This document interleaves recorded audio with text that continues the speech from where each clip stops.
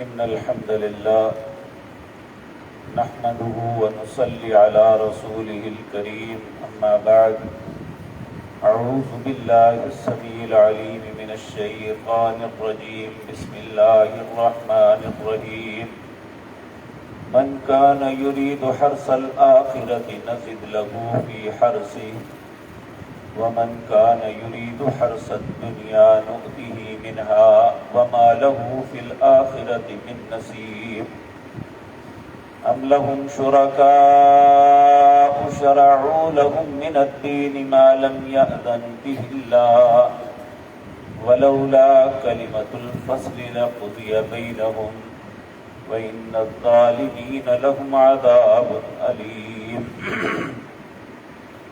ترى الظالمين مشفقين مما كسبوا وهو واقع بهم والذين آمنوا وعملوا الصالحات في روضات الجنات لهم ما يشاءون عند ربهم ذلك هو الفضل الكبير ذلك الذي يبشر الله عباده الذين آمنوا وعملوا الصالحات قل لا أسألكم عليه أجرا إلا المودة في القربى ومن يقترف حسنة نزد له فيها حسنا إن الله غفور شكور.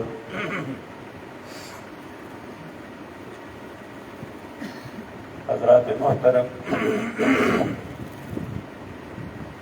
پچھلی آیت میں یہ بات پڑھ آئے ہیں کہ اللہ لطیف بعبادی یرزق من یشاء، اللہ اپنے بندوں پہ بڑا ہی مہربان ہے، جس کو چاہتا ہے جتنا چاہتا ہے رزق دیتا ہے. اور یہ بات عرض کی تھی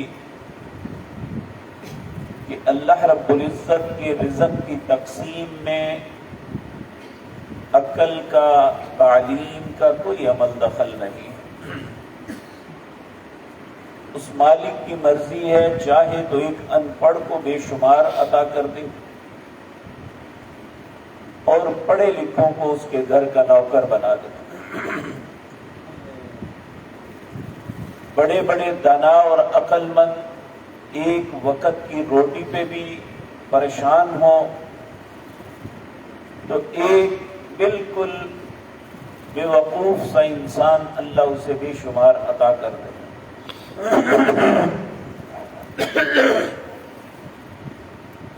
حدیث قدسی ہے، نبی کریم صلی اللہ علیہ وسلم نے فرمایا کہ یہ بات میرے رب نے مجھے بتائی کہ اللہ فرماتے ہیں اے ابن آدم، میں رزق ہر کس و ناقص کو دیتا ہوں، وہ مجھے مانے یا نہ مانے، لیکن بھلائی نیکی صرف اسے عطا کرتا ہوں جسے پسند کر لیتا ہوں. اللہ رب العزت ہمیں نیکی کی توفیق عطا فرما دے. اللہ کی توفیق کے بغیر اچھا کام ممکن ہی نہیں. آج کی آیات میں ایک ایسی بات بیان کی گئی ہے جو میرے اور آپ کے لیے بہت غور و فکر والی ہے. وہ یہ ہے کہ انسان نیکی اگر صرف دنیا کی طلب کے لیے کرتا ہے تو یہ بہت گھاٹے کا سودا ہے. حتیٰ کہ ایک عالم دین علم اس لیے سیکھتا ہے کہ میں اس سے دنیا کماؤں گا، تو یہ اس کا علم سیکھنا اور یہ سب کچھ کرنا اللہ کی نظروں میں بدترین ہے.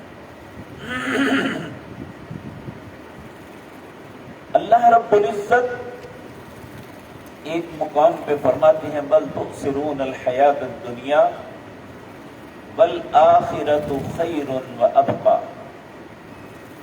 تم دنیا کی زندگی کو تو بڑی ترجیح دیتے ہو، لیکن آخرت جو باقی رہنے والی اور دنیا سے بہت بہتر ہے اسے چھوڑ دیتے ہو. اللہ رب العزت نے یہاں قانون اور اصول بتایا، اگر کوئی اچھا کرنا بھی چاہتا ہے تو اسے صرف دنیا کی طلب کے لیے نہیں کرنا چاہیے۔ حج ایک بہترین عمل ہے، اس میں پیسہ بھی لگتا ہے، گھر بار بھی چھوڑنا پڑتا ہے، اور بہت سی مشقتوں سے گزر کے انسان اس عمل کو کرتا ہے۔ لیکن کہا وَمِنْهُمْ مَنْ يَقُولُ رَبَّنَا آتِنَا فِي الدُّنْيَا وَمَا لَهُ فِي الْآخِرَةِ مِنْ خَلَاقٍ، جو صرف دنیا کی طلب کے لیے کرتا ہے، دنیا تو مل جاتی ہے، آخرت میں کچھ نہیں ملے گا۔ تو یہاں بھی اللہ رب العزت فرماتے ہیں من کان یرید حرث الآخرۃ نزد لہ فی حرثہ، جو دنیا کے اندر آخرت کی کھیتی کے لیے سب کچھ کرتا ہے، اللہ اس کی کھیتی کو اور زیادہ کر دیتے ہیں۔ ایک بڑی خوبصورت مثال نبی کریم صلی اللہ علیہ وسلم آپ کی زندگی میں ہمیں ملتی ہے۔ ایک مرتبہ آپ ایک صحابی کے گھر جاتے ہیں، وہ بڑا خوش ہوا کہ نبی کریم میرے گھر تشریف لائے صلی اللہ علیہ وسلم۔ آپ اس کے گھر میں بیٹھے، جس کمرے میں بٹھایا وہاں ایک روشن دان بنا ہوا تھا۔ نبی کریم صلی اللہ علیہ وسلم نے اس سے سوال کیا میرے ساتھی یہ کیا ہے؟ پتا تو تھا کیا ہے، لیکن نبی کریم صلی اللہ علیہ وسلم جہاں بھی تشریف فرما ہوتے اس موقع کی مناسبت سے لوگوں کو نصیحت فرماتے ہیں۔ کہا یہ میرے ساتھ یہ کیا ہے؟ کہنے لگا روشن دان۔ آپ نے فرمایا کیوں بنایا ہے؟ کہنے لگا روشنی ہوا اندر آئے۔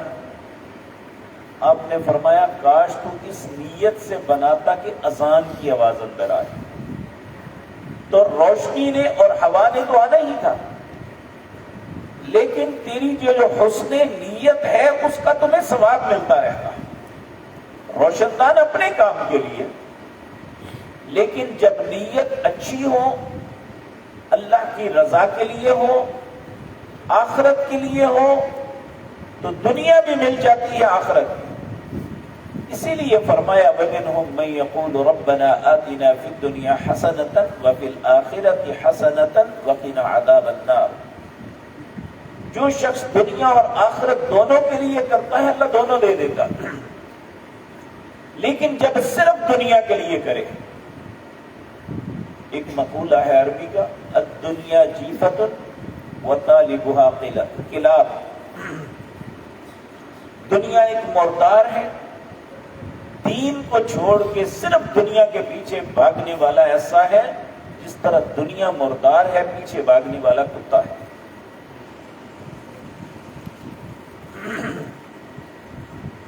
تو اللہ رب العزت فرماتے ہیں من کان یرید حرث الآخرۃ نزد لہ فی حرثہ، جو آخرت کی کھیتی کے لیے کرتا ہے اللہ اس کی کھیتی کو زیادہ کر دیتے ہیں۔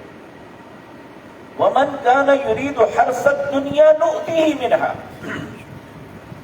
جو صرف دنیا کی کھیتی کے لیے کرتا ہے میں دیتا ہوں اسے،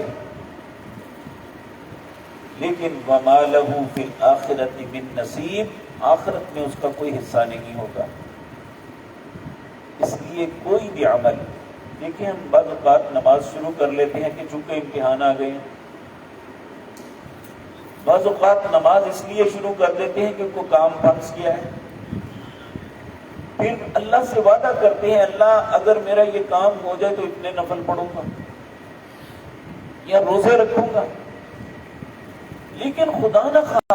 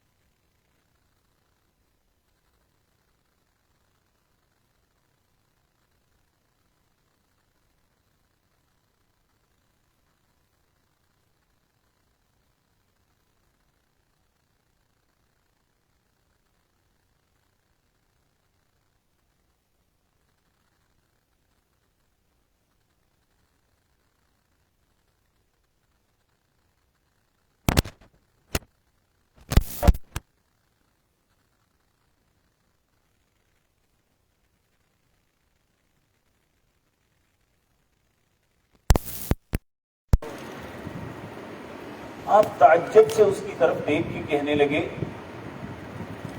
کہ تم نے گنے ہی ہوں گے،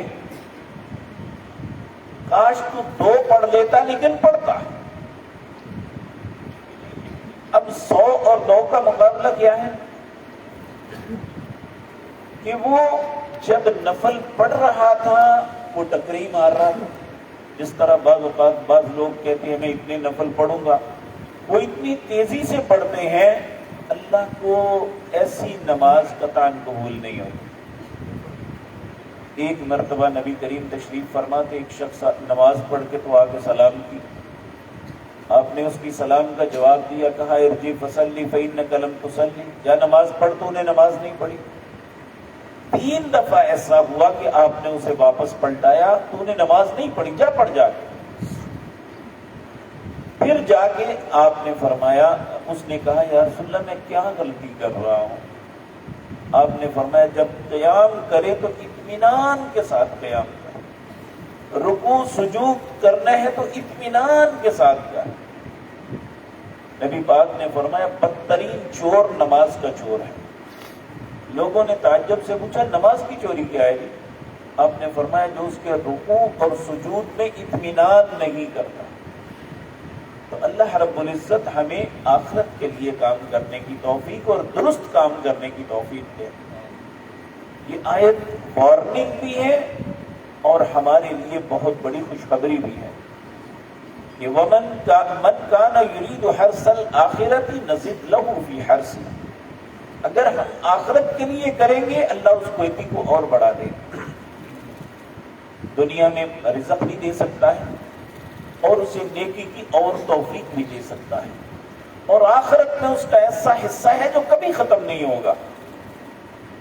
وَمِنْهُمْ مَنْ يَقُولُ وَمَنْ كَانَ يُرِيدُ حَرْثَ الدُّنْيَا نُؤْتِهِ مِنْهَا، جو صرف دنیا کی طلب کے لیے کرے گا، دنیا کی کھیتی کے لیے سب کچھ کرے گا، وَمَا لَهُ فِي الْآخِرَةِ مِن نَصِيب، آخرت میں اس کا کچھ بھی حصہ نہیں ہوگا۔ العیاذ باللہ۔ ام لہم شرکاء شرعوا لہم من الدین، کیا تمہارے شریکوں نے جنہیں تم اللہ کے علاوہ بنایا ہوا ہے تمہارے لیے کیوں الگ دین مشروع کر دیا ہے؟ ما لم یأذن بہ اللہ، جس کا اللہ نے حکم ہی نہیں دیا ہوا۔